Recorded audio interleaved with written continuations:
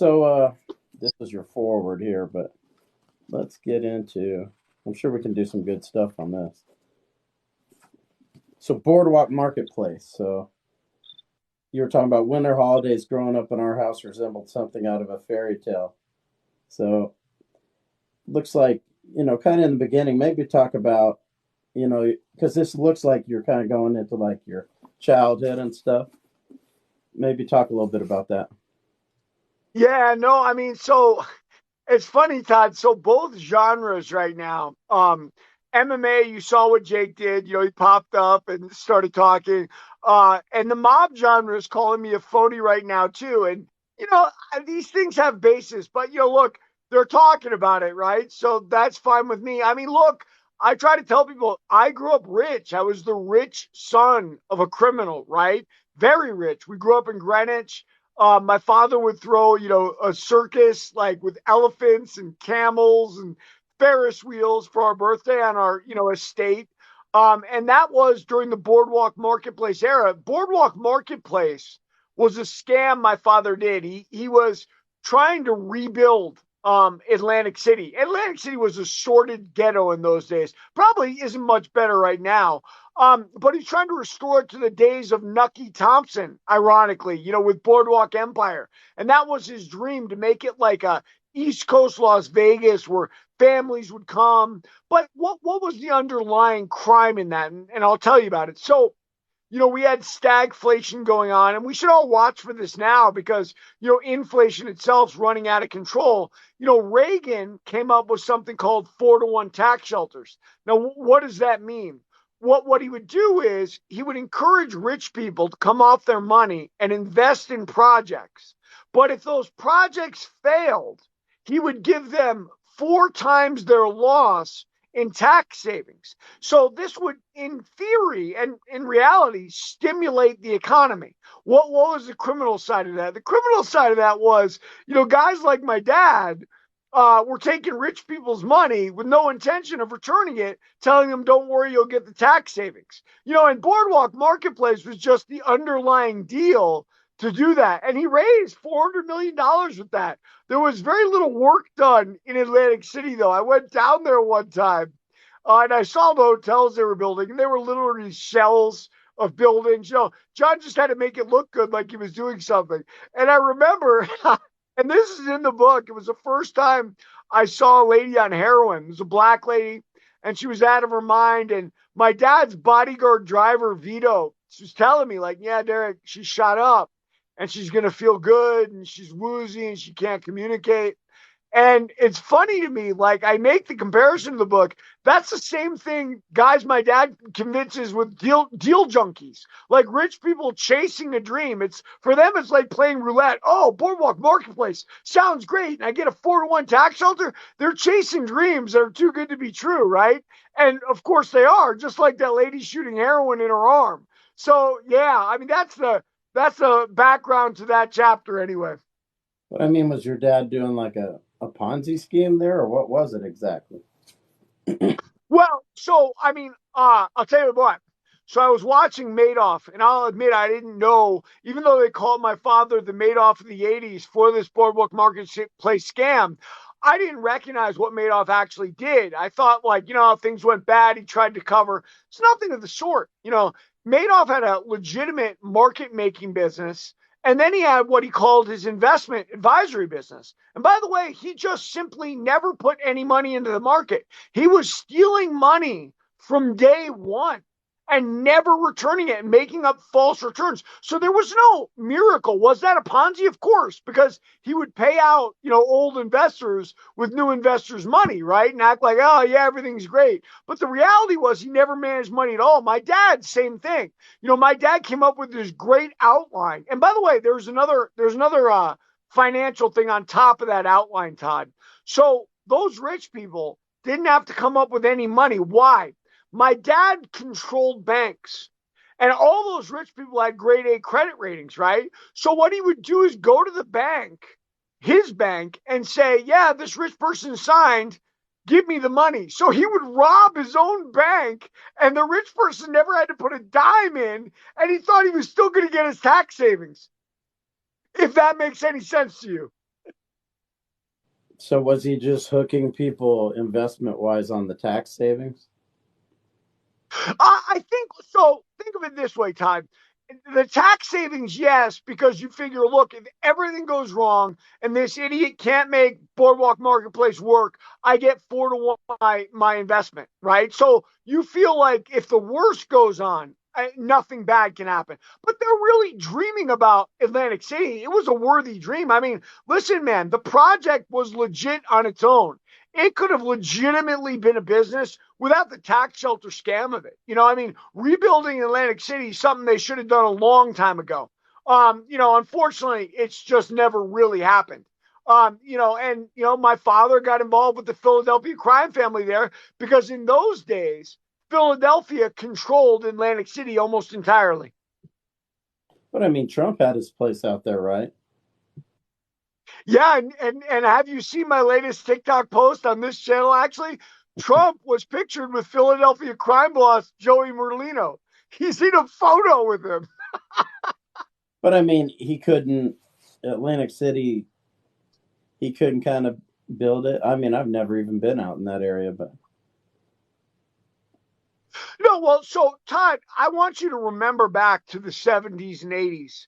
Mob guys really did people, right? Like, give me the money or I will put a bullet in your head. Now, they ended all that. Giuliani broke that. And then ironically, Giuliani seems to have become, equal to those guys. Maybe not a killer, but definitely a debauched, rich guy. But yeah, that whole era of the mob is over, and that's what my book Greed and Fear is really about. Like what the mob has changed into. When I first came out of prison, there was a carpentry business that the Gambinos were robbing, and then just 2 weeks ago, same thing. Another, legitimate. It was a blue collar type business, but they were using white collar crime to rob it.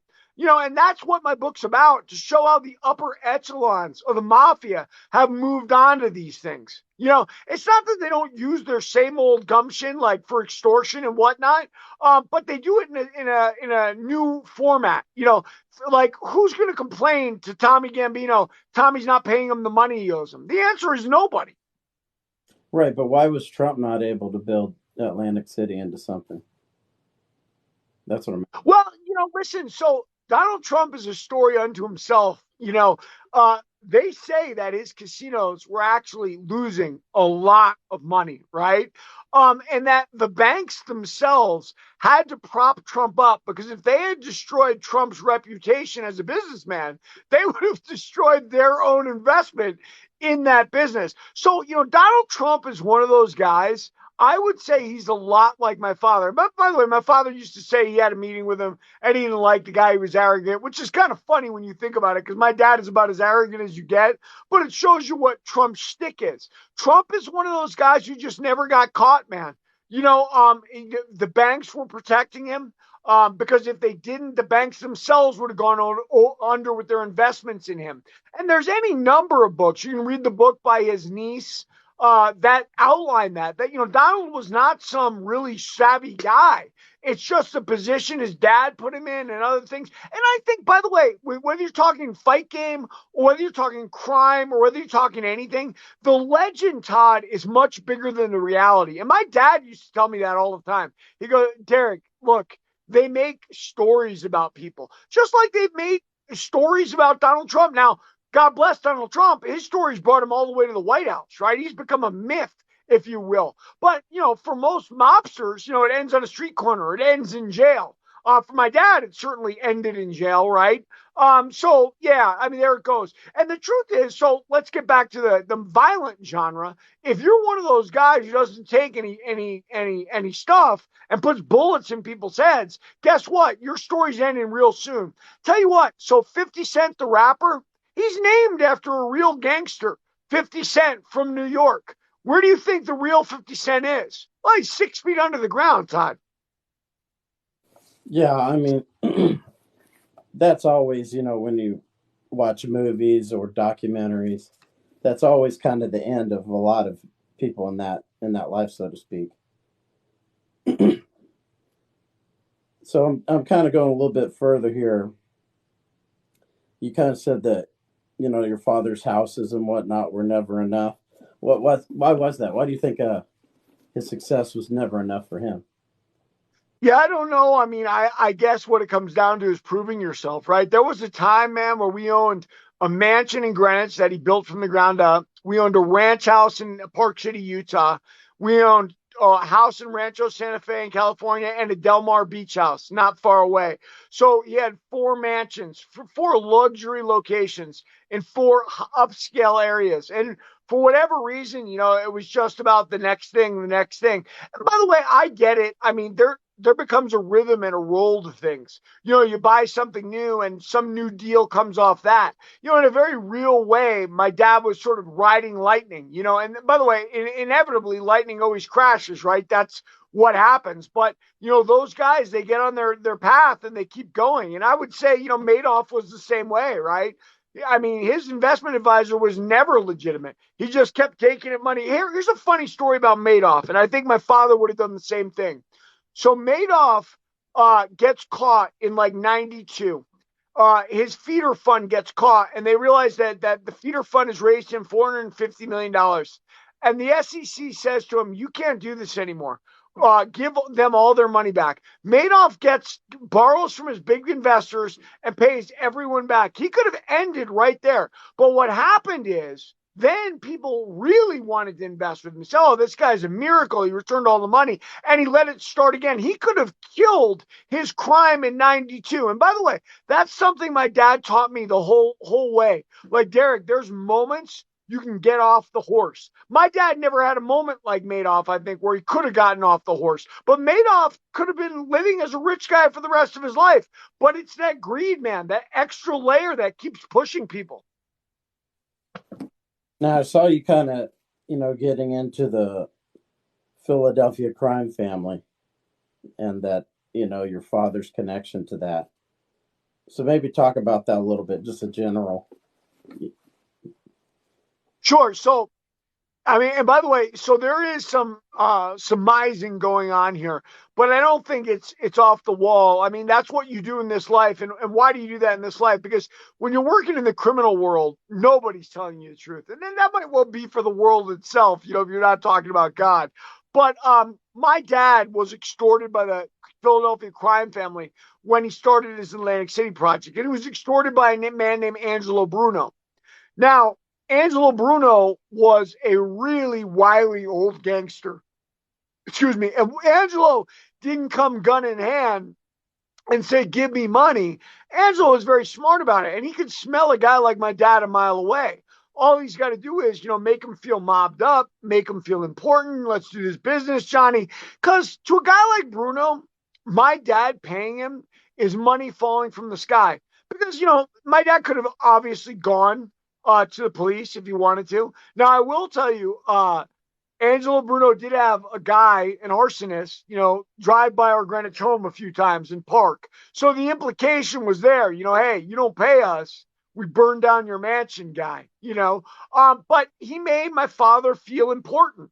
And then Angelo got taken out. How did Angelo get taken out? Well, look, the Genovese crime family wanted those Atlantic City rackets, right? So he had I think it was his consigliere, sort of talking to the Genovese, saying, "Hey, you mind if I kill this guy?" And they gave him like a wink and a nod. "Yeah, go ahead and kill him." He kills Bruno. And then the Genovese and the rest of the five families kill that guy. So we never told you could do that. It's a boss, right? And then Nicky Scarfo took over Philadelphia, which was a whole new wake up call for my father, because Nicky was a legit gangster. He was nasty. He threatened. He wanted money. And, that wasn't really smart. You got a guy like my father. He's paying you anyway. He's paying you millions of dollars. Why do you want to threaten him? To make yourself feel good? But that's the thing that, what is it, power, or greed? What's more powerful? For Nicky, maybe that was power. No, didn't you guys live near the McMahons or something? Yeah, so yeah, it's funny, man. So in Greenwich, in that Greenwich mansion we built, or John built, there was a neighborhood bully named Charlie Bell. And his family moved out somewhere. I don't know what happened. And in moved the McMahons. Now, of course, they were building their mansion like John had done somewhere else in Greenwich. And that was like their temporary home. And Shane, ironically, was kind of a bully, just like Charlie Bell was in the neighborhood. We were all adolescents. We weren't even teenagers yet. Shane was sort of bordering on his teen years, getting into high school. And yeah, no, we used to play with him. He was one of the kids on the block. McMahon used to have the wrestlers over for trick or treating. You open the door, there's Rowdy Piper. Oh, really? So Oh you, yeah. man, you, Shane McMahon. Oh yeah, I mean Shane and me grew up together. We were friends. And look, you always see things through your own paradigm, right? I remember I was going to Kosovo and I went back through Greenwich, one time, and I was meeting with a lady named Mrs. Odysseus. And she was Greek, obviously, like we were. And I asked about Shane. I said, look, I tried to get a hold of him, I couldn't. And she looks at me and she goes, Derek, and keep in mind, they had just gone public, right? It was in, the late 90s. She goes, Derek, everybody's trying to get a hold of them now. You're not going to get a hold of them. Truth is, the whole world wanted to be Steve McMahon at that point. Have you ever tried to talk to him since then? No, not really. I mean, I remember it was very funny. I was and this is in the book. In the 90s, my dad told me to reach out to him. He said, tell Shane we're sorry for what they're doing to his dad. And what happened is the feds went after Vince McMahon saying he was running a continuous criminal enterprise using drugs. Now, what were those drugs? Anabolic steroids, right? And they actually took him to trial. And, there were a lot of wrestlers who fell on the sword for him. Hogan supposedly didn't. And that was kind of the rift that happened with him for a little while. But yeah, I mean, my dad tried to get me to reach out to him. But, look, again, even during that time, the reason the feds were on the McMahons was because the McMahons had a ton of money. People have this idea that the feds go after people for justice. No, they don't. They go after people for money, And if they could have fined the McMahons a certain amount of money, that would have made them a lot richer. So, yeah, it's funny how life works. I never got a hold of them, though. Now, maybe talk because, like I said, I don't want to get too far into either book because we'll kind of go maybe like a chapter or whatever. But maybe talk about just kind of what is in the rest of the book, so to speak, like we did with the other one. Well, you mean the rest of the first chapter? No, the rest of the book in general. Oh, well, so, I look as in both books, right? I trace my life growing up. I went from being this, young, naive kid, rich kid, to being very poor. My father was in prison. And then finally, realizing my father was a criminal. And I want to tell you, look, a lot of crime families do this. The idea that, your dad is not a criminal, he's a good man, he's a man of honor. Truth of the matter is, my dad doesn't have any honor. He doesn't have any idea what honor means, right? But I that was hidden from me by my mother. She was his, biggest supporter. So, it's a tale of me growing up, finding my own shoes and where I fit in, realizing that I was a very bad criminal, probably because I was too honest. And then, coming full circle and leaving that life. And that's why I wrote the book, so yeah, I think it's a really exciting tale. Talks about where the mob is today. I don't know if you know this, Todd, though, but there's a whole genre of mob on right now saying, yeah, Derek Galanis is a phony. He's not a Gambino. And, I put my government paperwork out there. This is how they do it. Like Tommy Gambino said something to Kenzie Gallo, like, yeah, I didn't know him. I knew his brother. We both grew up together with our fathers at Turtle Island. But that's how it is. The winners don't want to remember the guys who kept them safe and protected them. They want to bask in their glory. Tommy's never been to prison. And God bless. Part of that was because of me, right? I protected him on my drug case. So it's a real tale of like what, cops and robbers are really like and how your friends will really betray you. Children are very loyal, right? They have something inside of them. Like, adolescent boys will make the mafia look like a sewing circle because they all tell on each other at that level. It's all greed. You know what I mean? Especially now that fear isn't involved anymore, meaning no one's scared of really getting blown away. They all tell. Except me. I was the one dumb one who didn't. So yeah, it's a real cautionary tale against crime, like the movie American Me was. Now, you know, I think next time what I'll do is highlight some stuff in a particular chapter and we'll kind of go through it.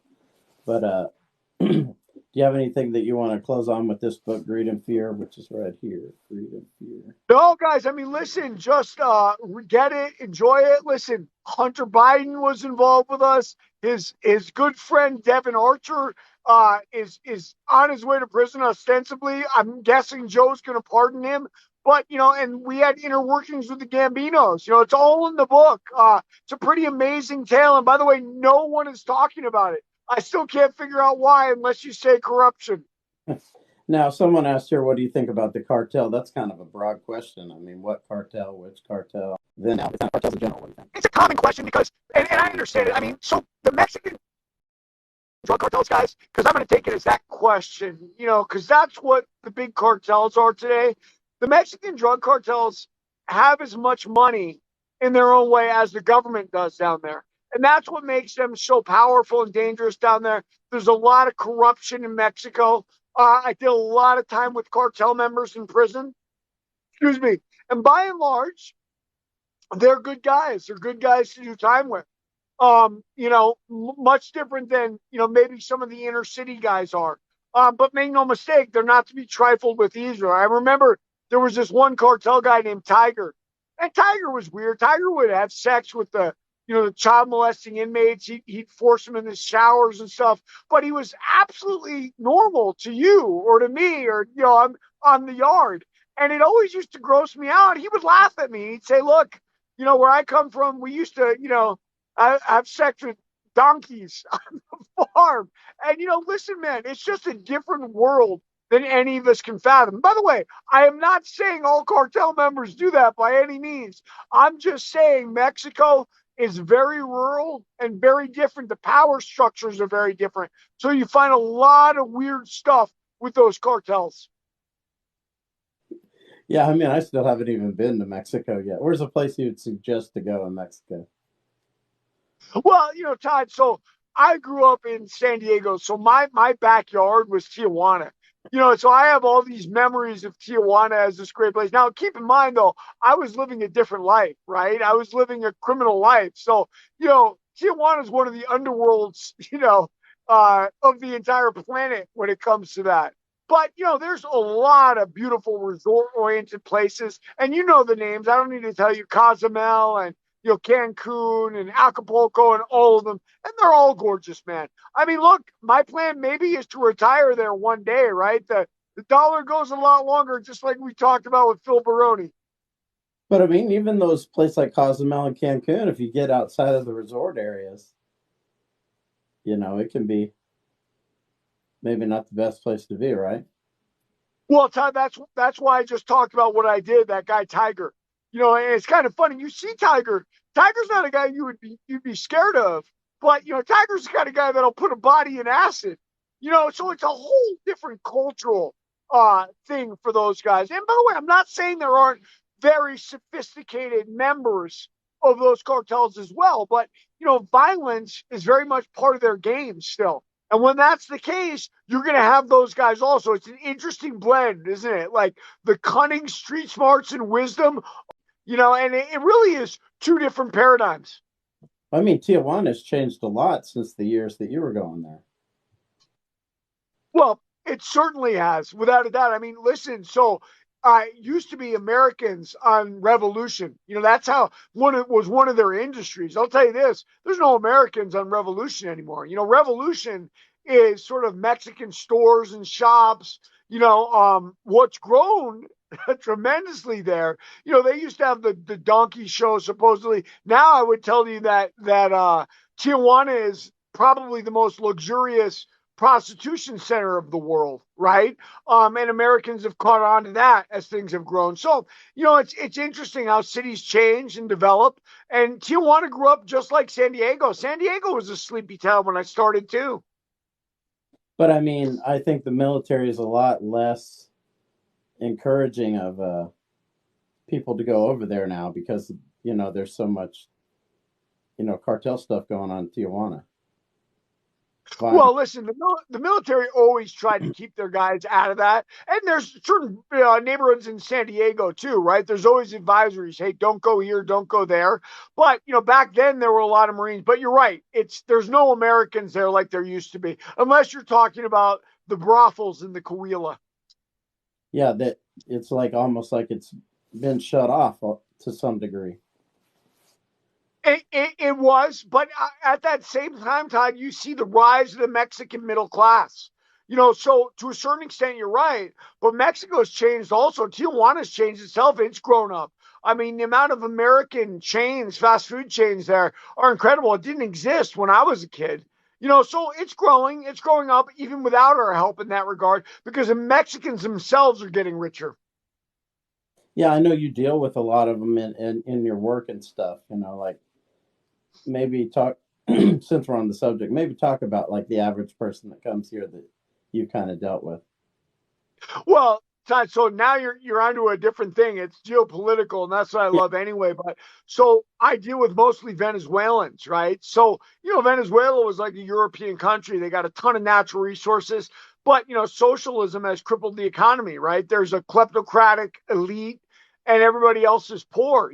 So when I my plan for Spanish was going to Tijuana, it actually worked out where I'm in Utah speaking to Venezuelans. But that just shows you can never predict where the world is going to go. I remember being in Taft prison in 2021, and there was an uprising, no doubt, fomented by the CIA in Venezuela, and they were hoping to change that regime. Well, they failed, right? And now Venezuela is essentially like Cuba. Like, we're not sending them back. If you come here from Venezuela, if you get across the border and say, I'm seeking asylum, guess what? You got it. Just like Cuba, because they're communist regimes. So, I think that's good. I mean, they're part of a failed state now. And to be honest with you, it was fortunate for me to be able to put my Spanish to work. now, do you still want to go to Tijuana based on how things are now? Todd, it really depends. I can't see into the future, right? Just like we just talked about. Like, I can't see where things are going to go. But, you come to the end of the line, you're 65 years old or so, and you've got whatever retirement you got, your money's going to go a lot further there. So it's got to be a decision I'll make at that time. I would tell you probably if I didn't have my wife, I'd go now. You know what I mean? It would seemingly be an easier thing to do. If she wasn't around and I wanted to retire, that's probably what I'd do. Yeah. I mean, I speak the language. I might as well make use of it. Hmm. That's an interesting discussion, I think, for maybe in the future, another time. But so, anybody watching this, we were going over some of Derek's books. One of them, Warrior of the Light, which is a martial arts based book, and then the Greed and Fear book, which I have here, which is a more along the organized crime part of his life. So, we're gonna do more of this, where we'll do like portions of a chapter, or whatever, or some major stuff.